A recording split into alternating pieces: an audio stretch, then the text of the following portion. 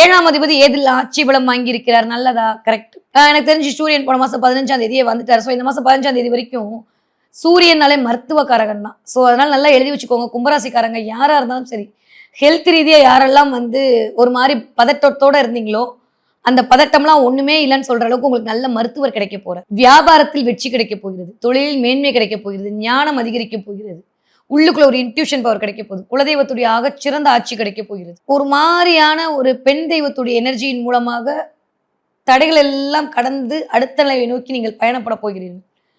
சனி வக்ரமா இருக்கு. இந்த இடத்துல செய்த சர்வீஸ் மைண்ட் உங்களுக்கு பயங்கரமா கிரியேட் ஆக போகுது. அதை பண்ணணும், இதை பண்ணணும், ஒரு ஆர்ஃபனேஜுக்கு ஹெல்ப் பண்ணணும், அதுக்கு ஹெல்ப் பண்ணணும், இதுக்கு ஹெல்ப் பண்ணுன்ற மாதிரி உங்களுடைய உதவி மனப்பான்மை அப்படின்றது அதிகரிக்க போகிறது. நான் அப்பதான் சொன்னேன், நமக்கு இல்லாட்டி கூட 4 பேர் கொடுக்கணுன்ற மனசு கும்பராசிக்காரங்களுக்கு எப்பயுமே உண்டு.